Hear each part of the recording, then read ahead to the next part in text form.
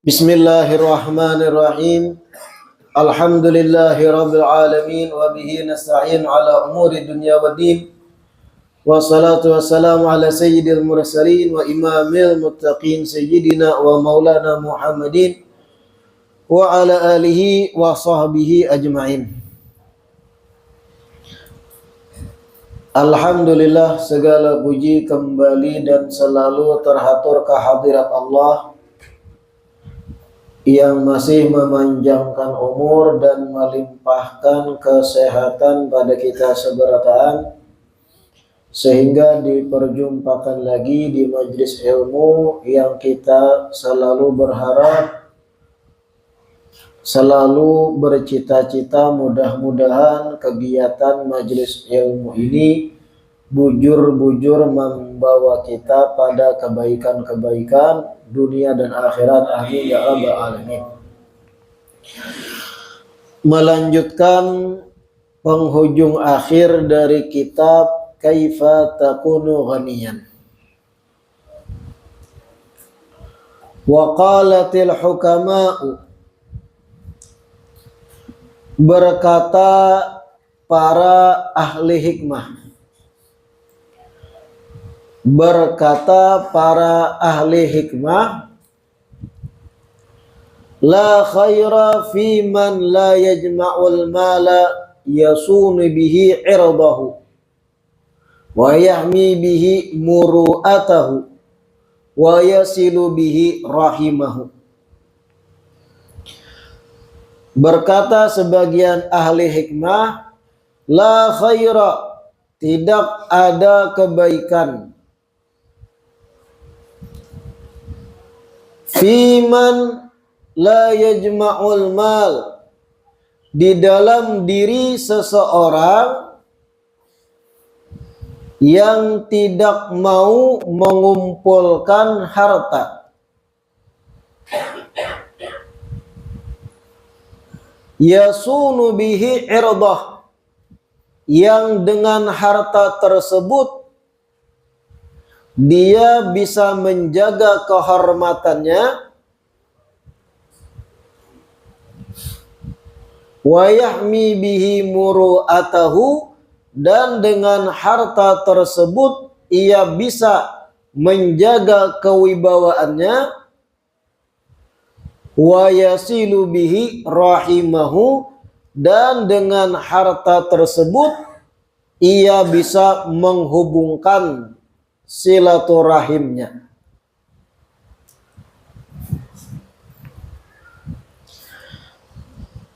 Ini masih berkaitan tentang merugikannya kefakiran bagi seseorang. Wa qalatil hukama, ahli hikmah berkata. Siapa yang dimaksud ahli hikmah itu?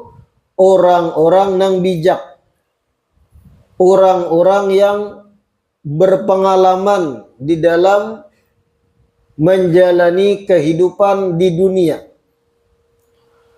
orang-orang yang mendalami ilmu agama plus prakteknya sudah terjun menghadapi pasang surut kehidupan. Lalu berkesimpulanlah mereka. Ibarat itu orang tua yang sudah berpengalaman hidup, ahli hikmah di sini. La khaira fi man la yajma'ul mal, kadada kebaikan pada seseorang la yajma'ul mal yasunu bihi irdah, yang kada mau mencari harta dengan tujuan ia bisa menjaga kehormatannya dengan harta itu. Wa yahmi bihi muru'atah, dan dengan harta tersebut ia bisa menjaga kewibawaannya. Wa yasilu bihi rahimah, dan dengan harta tersebut ia bisa memperkuat tali silaturahimnya. Seseorang yang kada mau bercari, kada mau begawi, kada mau bekerja mencari rezeki halal, memilih sebagai orang nang pengangguran aja, kada mau inya begawi, padahal awak kuat, fisik kuat, tenaga ada, umur anum, tapi kada hendak begawi. Jakanya kada hendak begawi, duit ada aja simpanan ni kada ada lalu. Wayah-wayah duduk lawan kawanan, habis rokok kawan. Jangankan rokok kawan kena, pancis kawan, bawanya bulik, mengalihi orang. Disuruh begawi kada mau, diberi peluang gawian halal kada hakun. Aku memilih untuk berkarir dalam ketiadaan, berkarir dalam pengangguran. Nah ini la khaira fi man la yajma'ul mal. Kadada kebaikan pada diri seseorang yang kada mau mengumpulkan harta dengan tujuan kalau seandainya mau mengumpulkan harta tadi untuk menjaga kehormatannya, menjaga kewibawaannya, dan bisa bebebari lawan sanak familinya sehingga tambah kuat silaturahim antar satu dan yang lain. Jadi becari harta tadi bukan gesan baagak. Bekerjanya inya bukan gesan untuk pamer, tapi niat pertama menjaga kehormatan. Iffatun nafs, menjaga supaya inya tetap berwibawa, muruah, kada diremehkan orang. Di pertemuan sebelumnya kita bahas, orang nang kada berduit umumnya mengalihkan orang. Dan siapapun yang sudah berposisi mengalihkan orang, mau kada mau, orang kada ketuju mengalihi. Bujur sekali dua orang ringan hati membantui. Kalau batarusan, muyak juga. Nangaran manusia itu memiliki sifat malal, bosan. Lain hanya Allah Subhanahu wa Ta'ala.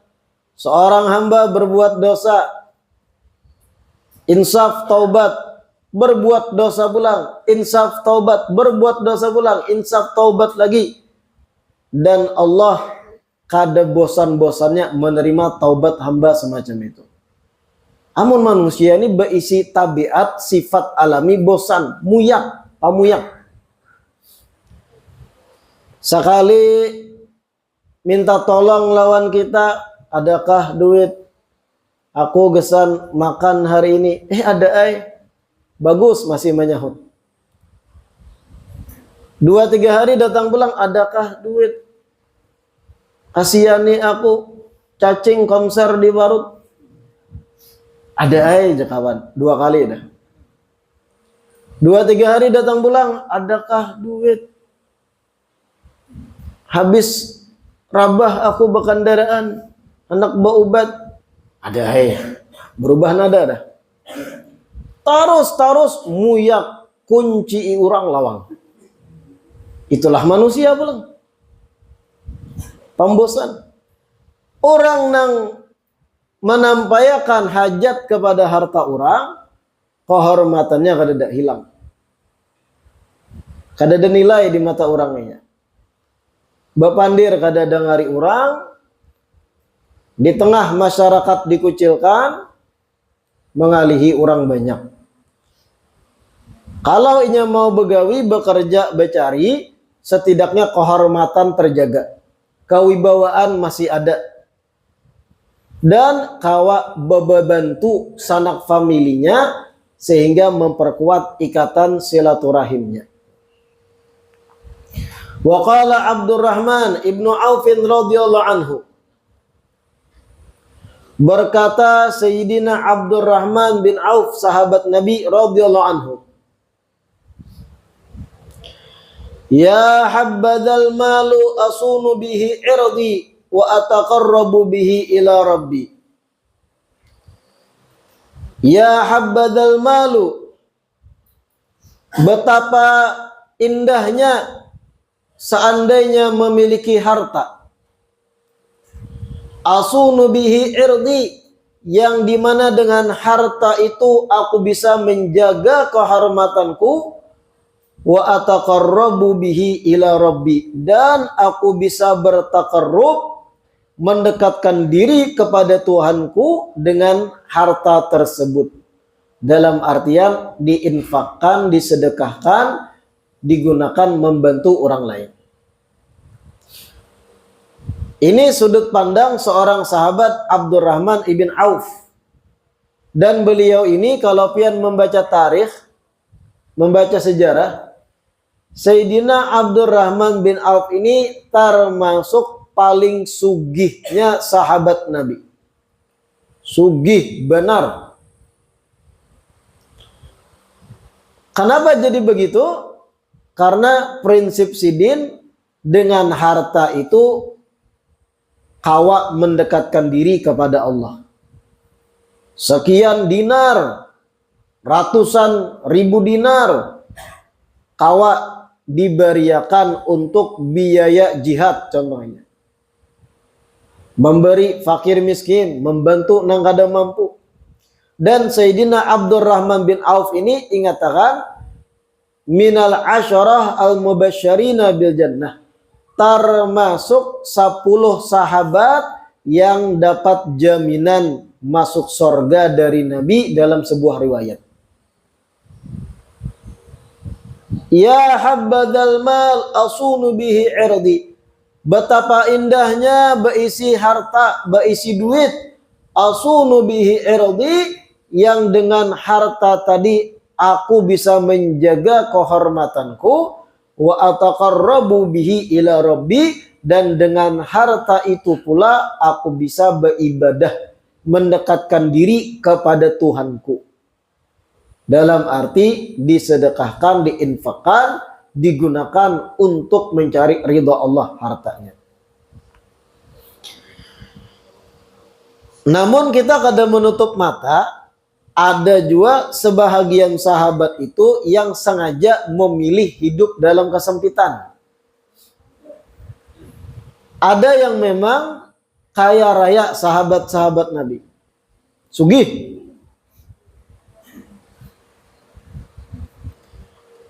Sayyidina Abdurrahman bin Auf, Sayyidina Abu Bakar As-Siddiq termasuk, Sayyidina Uthman ibn Affan, sugih-sugih nih. Karena oleh Sayyidina Abu Bakar sugih, kawa memerdekakan Bilal bin Rabah. Pakai duit memerdekakan tuh, menungkari dulu. Kemudian Sayyidina Uthman bin Affan, kaya raya, yang sampai detik ini harta sidin itu terus berlanjut jariahnya. Hasil daripada harta Sayyidina Uthman bin Affan itu, yang bahari itu diwakafkan, ada yang berbentuk kebun kurma dan macam-macam yang lain.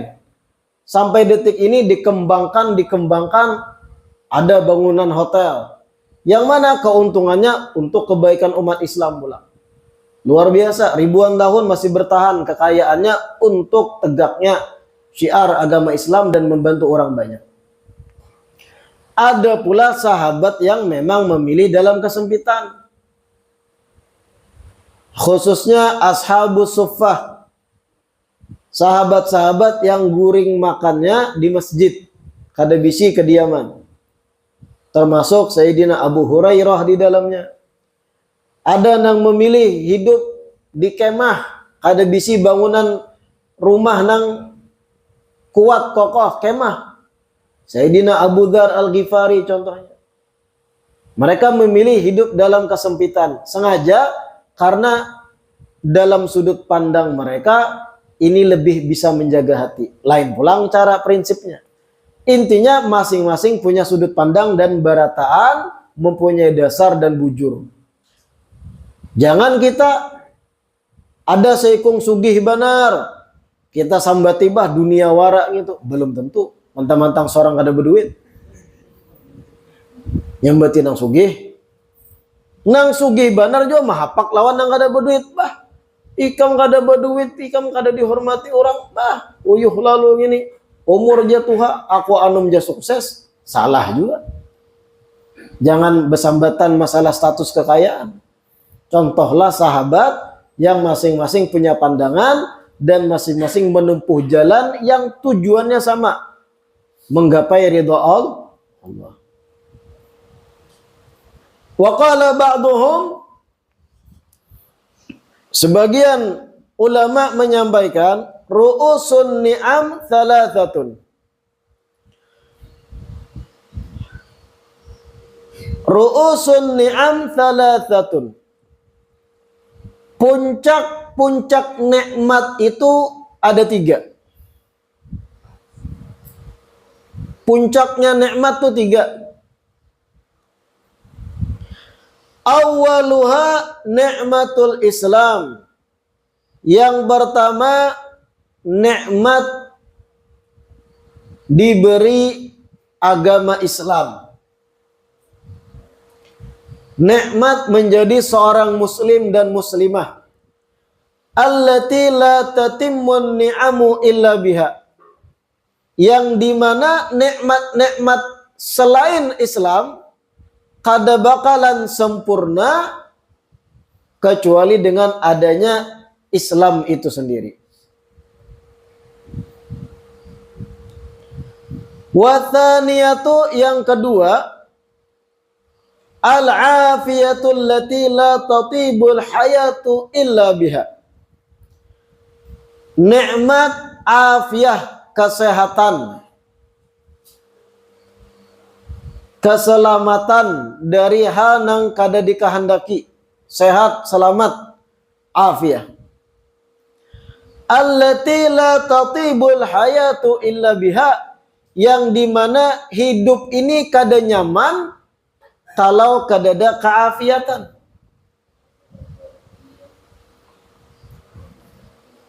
Wa thalithatu, dan yang ketiga, ni'matul ghina. Nikmat berkecukupan atau nikmat kesugihan. Allati la yatimul aisyu illa biha, yang dimana hidup tidak sempurna kecuali dengannya. 3 puncak nikmat. Yang pertama, nikmat beragama Islam. Ini paling puncak dah. Percuma banyak duit, percuma sehat, bugar, awak, tapi kada beragama Islam, sakit juga di akhirat. Yang kedua, nikmat sehat, afiat. Percuma duit triliunan, tapi awak menggaring, stroke contohnya. Percuma. Kada kawa menikmati juga. Atau nikmat yang lain, kesehatan dicabut. Duit banyak, berduyau, triliunan. Talinga tuli. Kada kawa juga behimat menikmati. Apa? Kada. Atau mohon maaf, duit banyak, mata picak. Kada kawa juga menikmati. Hahar. Batu tukar, mata kada melihat, jaraknya 200.000. Total makanan yang dipesan. Kayak apa nak tahu, paksa. Minta bantu orang. Kada sempurna nikmat kalau kesehatan mata kada ada. Atau batis, mohon maaf, kada kawa berjalan, biar banyak duit, kada juga sempurna nikmat. Intinya afiah, kesehatan tuh mahal.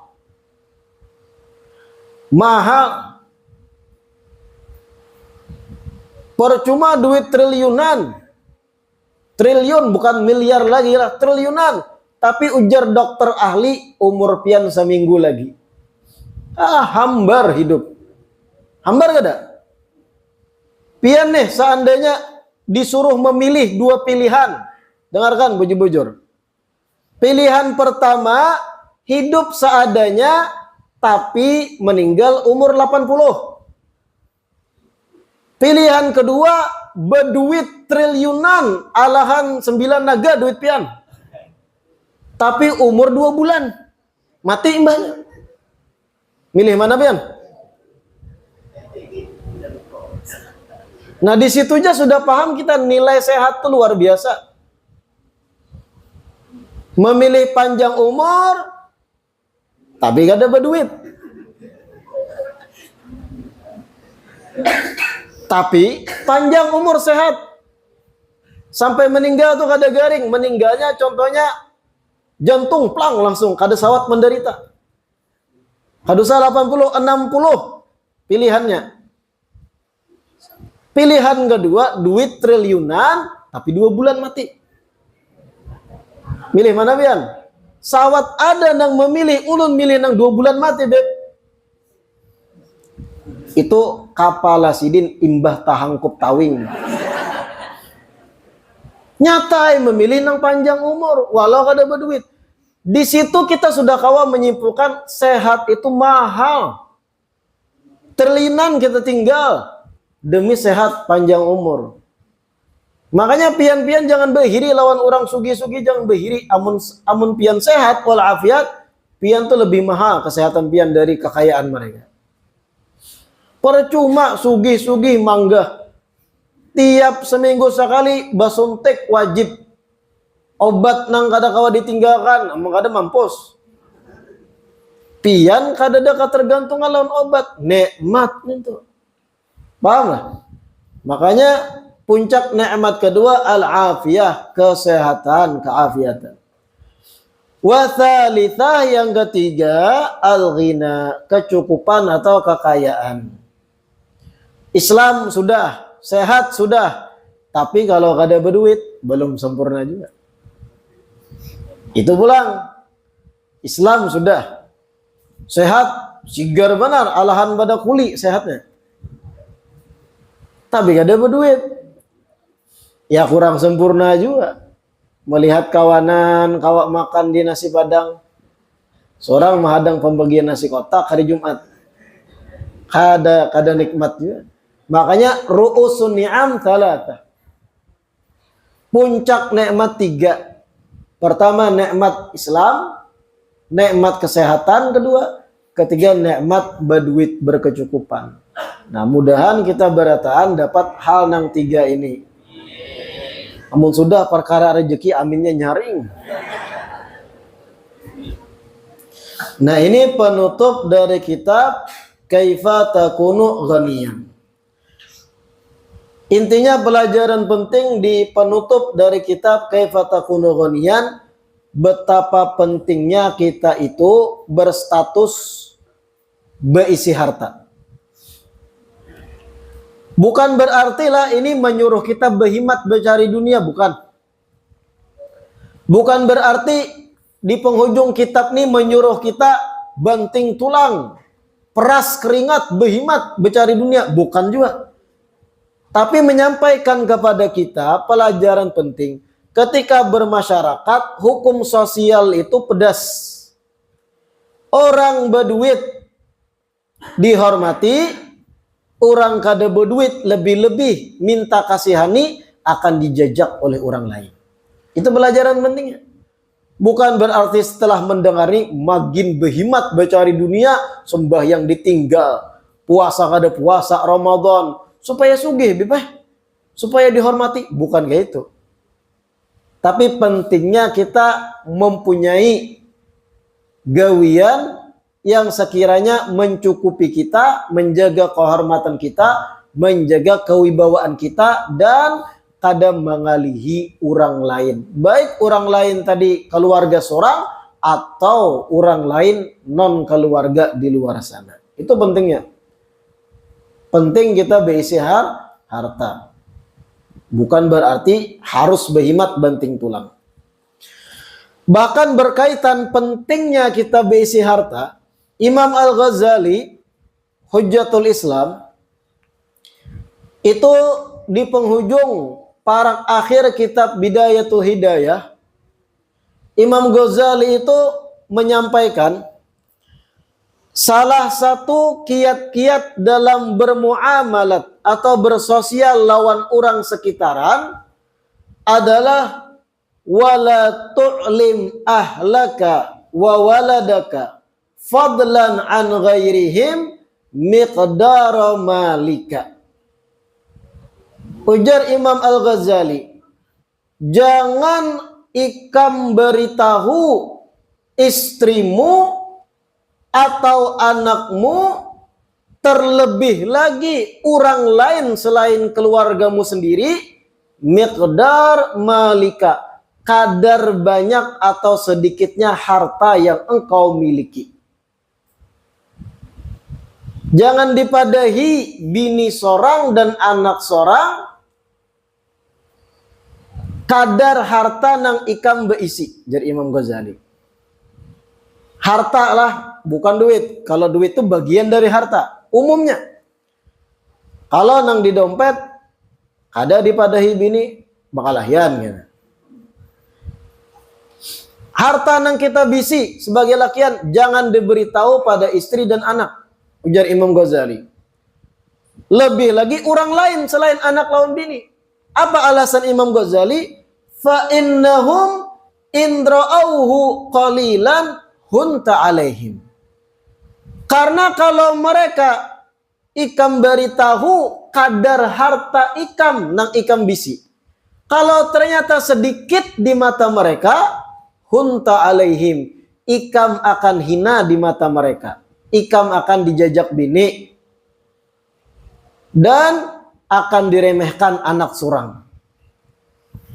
Jadi kayak apa caranya seorang suami itu berilah kesan lawan bini, abang ada aja duit, ada aja harta. Oh ada aja di kampung tuh tanah abang, kisahnya tuh. Tenang aja, damai. Karena kalau ketahuan keluarga kita atau ketahuan orang lain bahkan kadar asli harta ampun kita, hunta alaihim, ikam akan hina di mata mereka. Jadi Imam Ghazali, artinya akan diremehkan, kewibawaan gak ada. Dan seorang suami kalau dalam rumah tangga sudah kadada wibawa di mata istri dan anak-anak, tahambur rumah tangga itu. Seorang suami yang seharusnya menjadi kepala keluarga, tapi kadada wibawa lagi di mata bini, kadada wibawa lagi di mata anak-anaknya, tahambur rumah tangga itu. Diarahkan ke ini, pian bini ay, sayang ay, jangan ke ini kam. Terserah kowe. Nah kenapa pian melawan? Pian bang ada beri duit. Ini umumnya perempuan, tapi ada juga wanita-wanita solehah, makan kada makan yang penting bersamamu. Ada juga nang itu. Tahuam nang bebuhan sini nih jamaah saya. Hunta alaihim, ikam akan hina di mata mereka. Jadi Imam Ghazali. Wa in ra'auhu katsiran, seandainya ikam beritahu jumlah harta ikam sesungguhnya dan ternyata banyak berduit, lam tablugh qattu ridahum, tatap ikam kada bakal bisa memuaskan mereka. Kada bakal memuaskan mereka. Banyak harta kita nih diketahui oleh keluarga, oleh bini, oleh orang kakawanan, tahu kita berduit banyak. Nominalnya tahu, oh fulan bisi harta di sini, bisi aset di sini. Wah, sugih. Ujar Imam Ghazali, lam tablugh qat ridahum, kada bakal ikam memuaskan mereka. Karena seekong minjam duit, diinjami, datang minjam duit, berhutang, diinjami, kada ada ampihnya, kada ada puasnya. Karena urusan dunia nih kada bakal seseorang tuh puas kecuali kematian menjemput hanya ranai. Nah ini konsep yang disampaikan Imam Ghazali dalam Bidayatul Hidayah. Bahkan istri sendiri kalau bisa jarsidin jangan dipadahi nominal harta ikam sesungguhnya. Beri kesan aja lawan bini, ada aja cukup kita. Supaya menjaga kewibawaan sebagai suami. Kalau suami masih berwibawa, nyamannya mengatur di rumah, mengarahkan pian kalau keluar rumah pakai jilbab, tutup aurat, jaga pandangan. Uang belanja ini lancar nih, inggih kak. Taatinya. Tapi ketika pian mengarahkan, sedangkan inya menderita, kada pian servis, kada pian bari'i, dan yang lain. Terserah ulun ulun nak mencari penghasilan di luar. Akhirnya hilang wibawa suami. Anak pun kadang kayak itu. Anak nang khususnya nang awam, bukan anak nang terdidik didikan agama. Anak-anak awam di luar sana, kuitan kada berduit, kuitan sendiri dilawan pandirannya. Bahkan mengucapi kadang, dan kada berpikir itu menyakiti hati kuitan yang melahirkannya.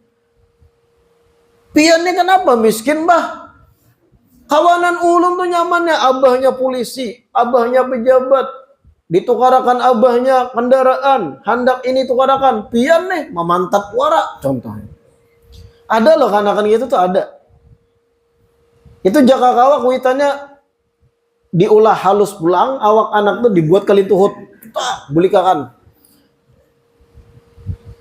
Parah ya aku melahirkan ini kan mungkin ini Tuhannya ya. Dan ada loh kayak itu. Bukan cuma di sinetron, ada gitu.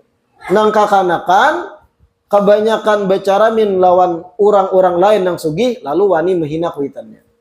Hunta alaihim jadi Imam Ghazali. La ilaha illallah. Mudah-mudahan yang kita baca hari ini dan bermanfaat kesan kita seberataan, dan mudah-mudahan kitab Kaifa Takunu Ghaniyan yang sudah kita khatamkan ini menjadi ilmu bermanfaat bagi kita seberataan. Insya Allah di perjumpaan berikutnya kita mulai membuka dan membaca pembukaan dari kitab Sabilul Iddikar karangan dari Al-Imam Al-Arif Billah Al-Qutub Al-Habib Abdullah bin Alawi Al-Haddad. Kitabnya itu sudah tersedia kurang lebih 50 buting sudah dipesankan dan ada di depan sini. Bagi jamaah yang hendak bisa memiliki kitabnya dan itu dimahari oleh kami panitia Rp20.000. Murah 20.000 itu. Larangan rokok pian. Kenapa? Karena kalau digratiskan begelempangan. Akhirnya kada dihargai dan kada bujur dijaga. Karena tabiat manusia sesuatu nang inya raih dengan harta akan lebih dijaga daripada nang gratisan. Dan ini ada 50 buting. Siapa cepat dia dapat. Jangan bekalahian becakut. Nang belum dapat dipesankan lagi di pertemuan berikut-berikutnya.